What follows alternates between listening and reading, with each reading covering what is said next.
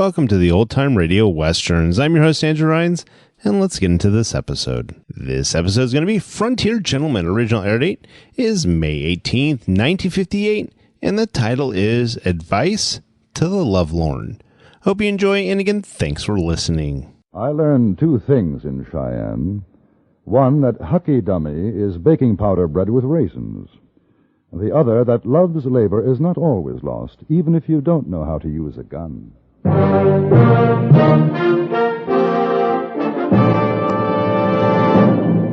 Frontier Gentleman.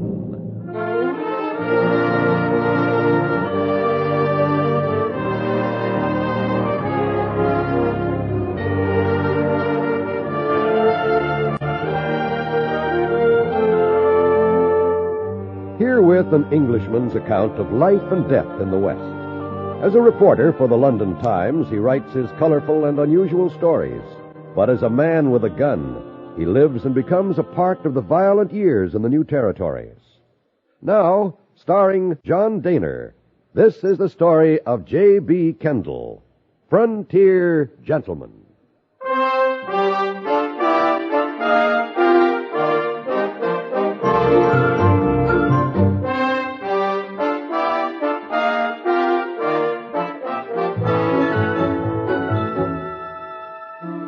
I had spent a week in Chugwater with Hyena Bob Saunders, who ran the Cheyenne and Black Hills stage station. Now, I was on my way back to Cheyenne to send off to the London Times one or two of the more choice stories he had told me. There was only one other passenger in the stage with me, a man in his middle 20s. He introduced himself as Tom Hart. He was well-dressed, and at first glance I took him to be an Easterner. No, I was born in Kansas. Reared in Montana Territory.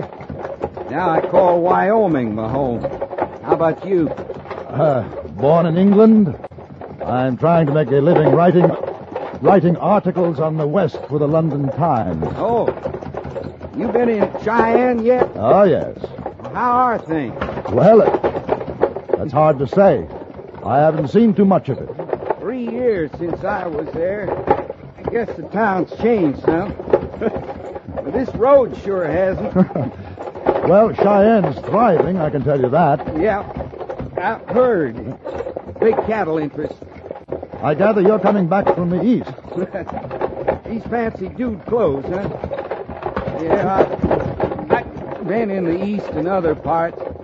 And it gets tired of drifting, though. Comes time to go home, that's where I'm headed. Cheyenne? Yeah. I made me some good money.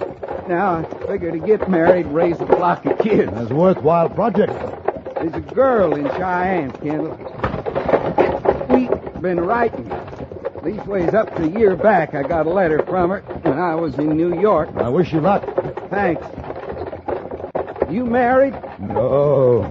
Well, they say it ties a man down, but I figure if a gal's got her mind made up for marriage, might as well drop your rope on her, because if you don't, somebody else is going to. I see you have the philosopher's attitude toward marriage. Well, I don't know about that, but I've been lone wolfing long enough. Carrie's her name. Carrie Hudson. Used to be a cookie pusher up at the Blue Star Cafe. A cookie pusher? A waitress. Oh. I'll tell you what, when we get in town, you come on up with me to the Blue Star. Used to have the best eats in town. I guess they still do. I'll be proud to have you meet Carrie.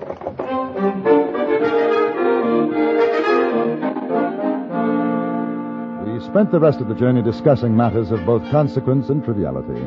Hart had received no formal education, but his travels had given him a certain sophistication, and the time passed pleasantly. When we arrived in Cheyenne, I tried to persuade him that his fiancée would be much happier to greet him alone, but Hart would have none of it. He insisted that I accompany him, and so together we walked to where he knew the Blue Star Cafe to be. Charlie Bannister runs the place. Charlie looks like bad medicine. Some says he used to be a short trigger man, but it ain't true. Why, the way he looked after Carrie, you'd think she was his own daughter. I sure had to play it straight before Charlie let me start riding herd on the gal. Say, listen, you hungry? A little. You wait till you taste Charlie's hucky dummy. He used to be a range cook, and there's never been a man made hucky-dummy the way Charlie makes it. Hey, that's funny. Huh. Looks as though it's closed. No, it does for a fact. First time I ever knew the Blue Star closed. You see anybody moving around in there? No.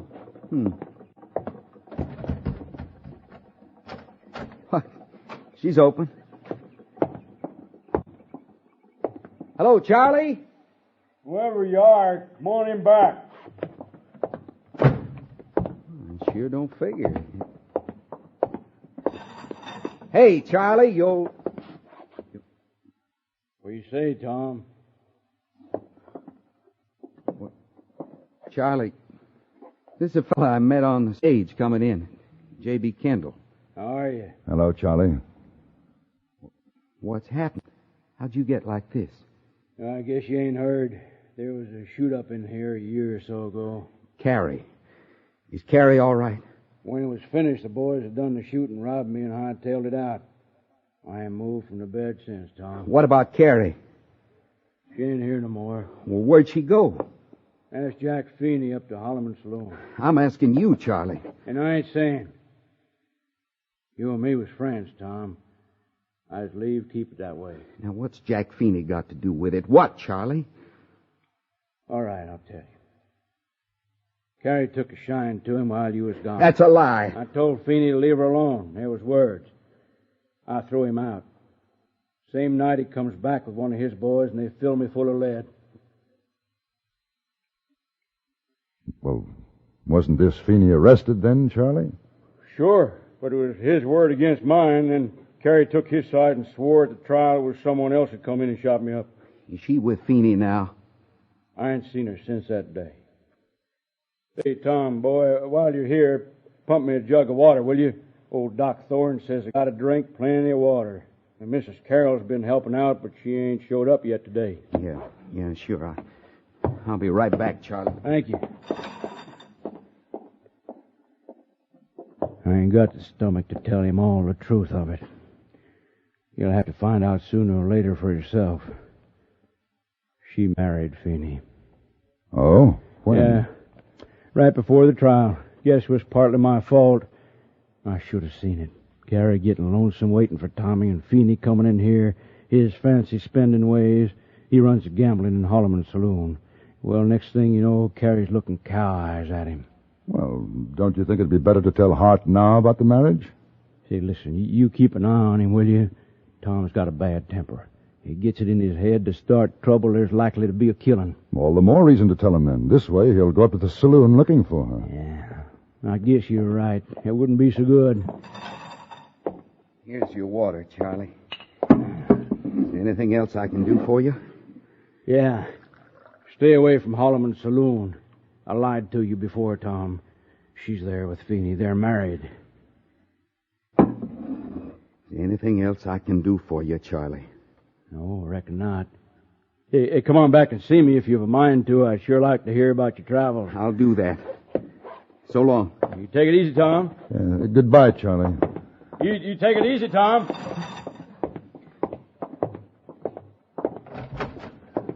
Well, I guess I'll be seeing you, Kendall. Where will you go, Tom? Not that it's any of your business, but I guess you ask out of kindness. I'm going up to Holloman Saloon and have me a few drinks. Oh, well, mind if I come along? No, I don't mind.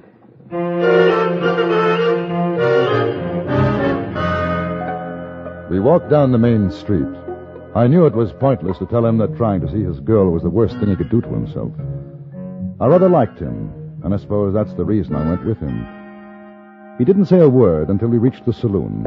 Then he said, You go ahead, Kendall. I'll meet you in there in a few minutes. I got an errand to do first. Oh, I'll come with you. I don't mind. I do. Just order me a bottle of whiskey. I'll see you inside. All right.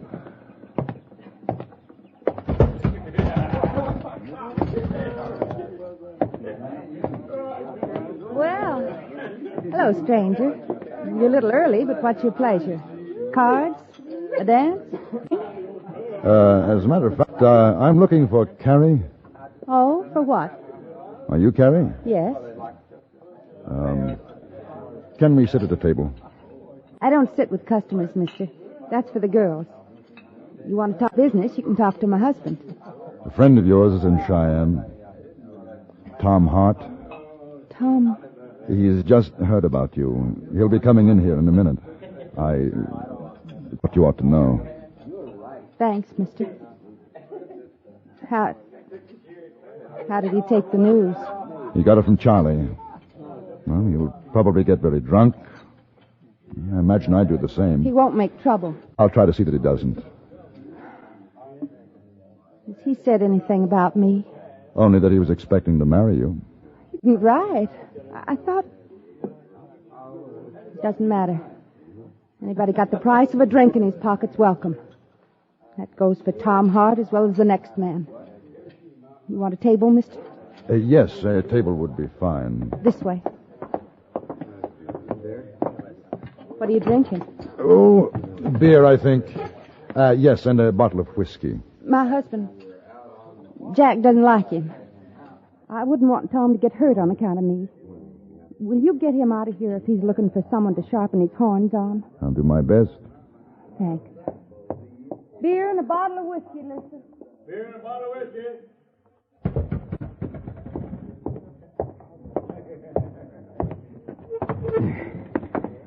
Well, where's the drinks?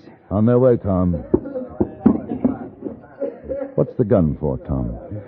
She's right clean and shining, ain't she? Set me back $20. Put it away. I bought it, and I aim to use it. As soon as I get drunk enough, I'm going to kill me a skunk called Feeney.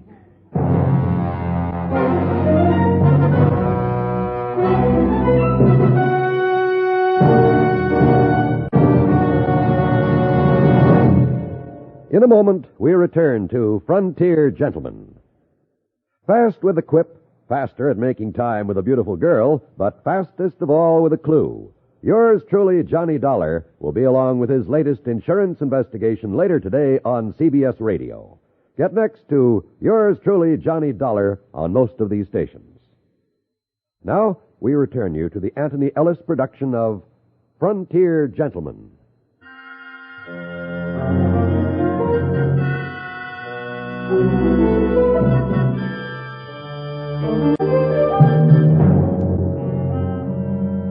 Tom Hart and I sat at a table in Holloman's saloon, and between us lay a brand new .44 revolver. After a moment, Tom picked it up and slowly rotated the cylinder. He didn't turn as Carrie came toward us, didn't look up as she put down my beer and Tom's bottle of whiskey. Yes, sir. It's a mighty pretty talking iron. How are you, Tom? Oh, Carrie. Yeah, I heard you was here. Well, you're looking good. You know, back east, they drink a toast to new married folks. So I drink to you, Carrie. Well, where's your husband, Mrs. Feeney? Jack's out. Don't make trouble, Tom. What's done is done. That's the way you see it, huh, Carrie? You never wrote. I didn't have to. You were my girl.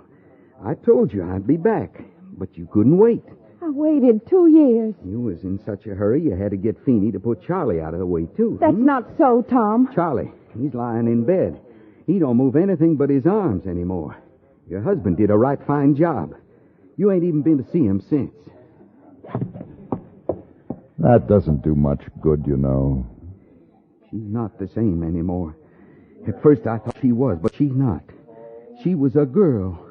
A nice girl when I left. She got too much paint now. Looks like a honky-tonk woman. Finish your drink, we'll go. There's time. There's plenty of time.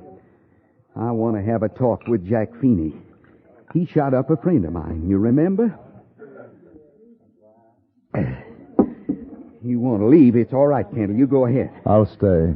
You want a whiskey to chase down beer? No, thank you. Do you know why I'm going to get drunk?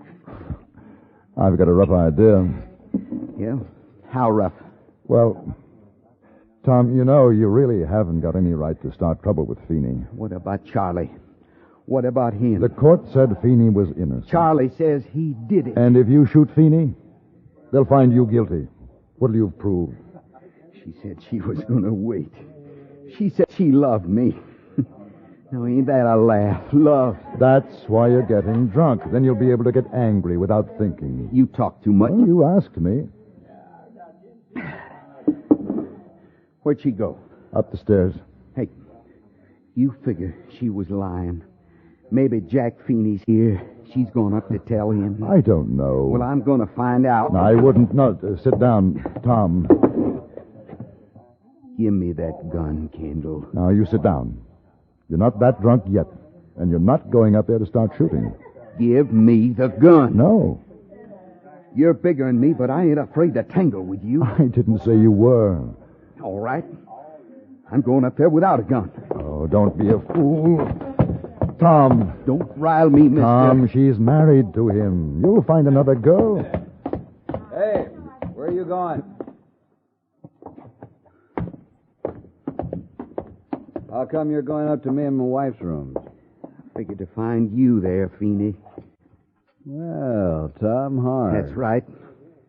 I stepped out for a while. If I'd known you was going to pay a visit, I'd have come back sooner. Have you seen my wife, Tom? Yeah, I've seen her. Well, we'll have to get her down and have a friendly drink together.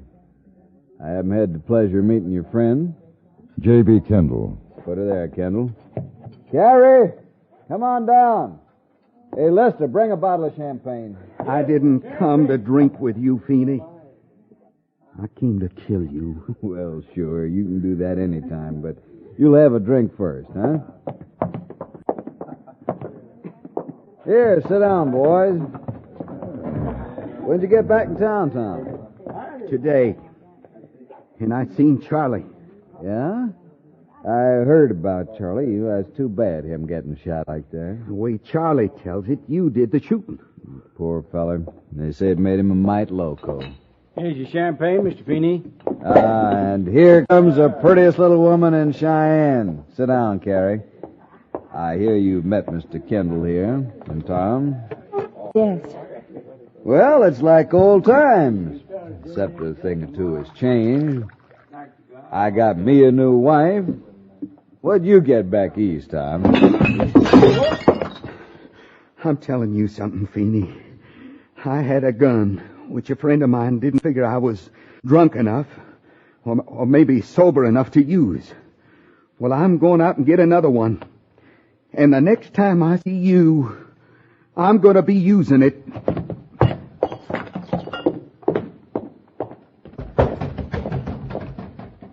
He sure is excitable, ain't he? You figure he's still galling over you, Carrie? What does it matter?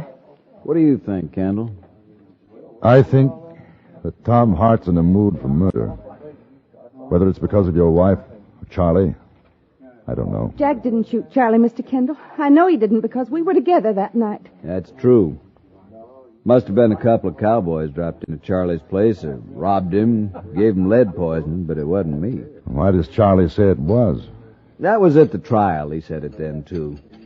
Of course, my lawyer, he showed where it was dark in Charlie's cafe, and Charlie couldn't rightly tell who was in there that night. Charlie figured it was me because we'd had words the same day. I think I better find Tom. Now, don't you go worrying, Kendall. You cool down. Besides, Tommy ain't no kind of a hand with a gun, and he knows it. If he comes looking for me, we'll take care of him. Which was exactly what I was afraid of. I spent the next hour going from one saloon to the next, looking for Tom. I couldn't find him. And so I went back to see the one person who I thought might be able to help. No, he ain't come back here. Took it bad, huh? Yes. That's the trouble with that boy. Everything nice and easy with him. Never could figure what he was really thinking. But when he busted loose... Charlie, are you still positive it was Feeney who shot you? Sure am. Well, Carrie says he was with her that night. She's lying. Why would she lie? Well, don't ask me how come a woman does what she does. I think the one reason that Tom's going after Feeney now is a matter of pride. He doesn't want to back down. He'll use you as an excuse. I don't need any man to fight my war. Do you think there's a chance, even a remote one, that it was dark that night you were shot and perhaps you were mistaken about Feeney? Well, I guess there's a chance, but... Charlie, if I can find Tom, if he knows that, if you'll tell... Come outside. Carrie. Is he here? No. I had to come. I don't want him to get hurt. I wanted to talk with him. Ain't much for you to say, seems to me. I made a mistake. I'm not making another. It was Jack shot you, Charlie. I lied for him. He said if I didn't either he or his boys would get you for good. He said he'd kill me, too. Then why'd you marry him? I had to. That doesn't matter now. We've got to find Tom. Jack sent 2 of his boys out looking for him. He wants to kill Tom. Why? I guess he knows. He's always known how I feel. And I'm going back to the saloon. You'd better stay here, Carrie.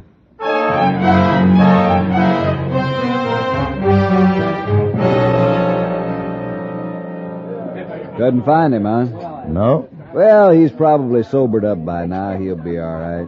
Yeah, nice fella, Tom. Just a little too hot-headed for his own good, that's all. Well, I imagine when a man comes home and finds his girl married to another man, it can be a little upsetting. Sure. And then seeing a good friend of his lying paralyzed, shot by the man who married his girl, it's likely to make a chap unreasonable. Even though he's wrong, yeah, I see what you mean. Then if he finds out that the girl's husband forced her to lie, and if he finds out that the girl still loves him, he'd be in quite a state. Yeah, that wouldn't be so good, would it? Now, if I were the husband, I'd want to get rid of that fellow. Say, a fellow like Tom, because my life wouldn't be safe for 1 minute. I'd send some men out looking for him with orders to shoot on sight. You got any more ideas along that line? Well, if a man like Tom had a friend, the friend wouldn't want to see Tom, bushwhacked, I think is the word. That friend is talking himself into mighty trouble. You think so? Then the friend would make another suggestion. Yeah? The husband is quite obviously a most unpleasant person. And the best thing he could do would be to give his wife a divorce so that she can live a decent life with Tom Hart. I'm back, Feeney. Yeah, I see you are, Tom. Kendall, get away from me. I'm giving him a chance to draw, which is more than he did for Charlie. You heard him, Kendall.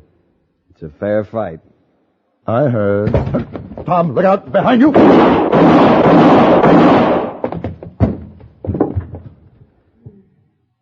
Thank you, Kendall. No, not at all. Those are 2 of Mr. Feeney's chums. They've been looking for you. Now, Feeney, you were saying something about a fair fight. Now listen, Tom. Draw. I ain't fighting with you. You ain't got the guts of a lizard. Draw. I told you I ain't... Hey, son of a gun! I ain't fighting. Well, I ain't.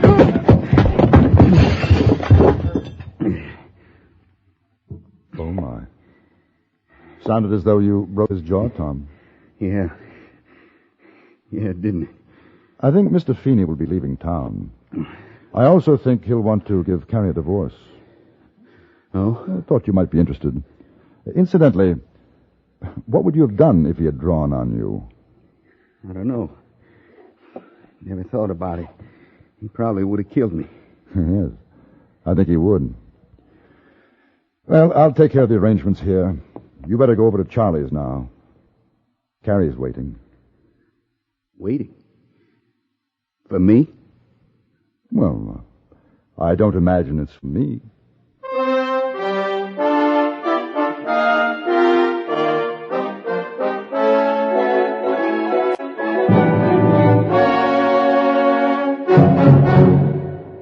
Frontier Gentlemen was written, produced, and directed by Antony Ellis and stars John Dehner as J.B. Kendall. Featured in the cast were Vic Perrin, Virginia Gregg, Jack Kruschen, and Harry Bartell. Music was composed and conducted by Wilbur Hatch.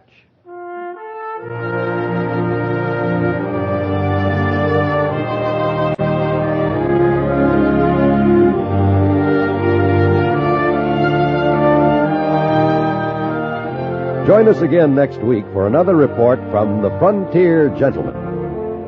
John Wall speaking. This is the CBS Radio Network.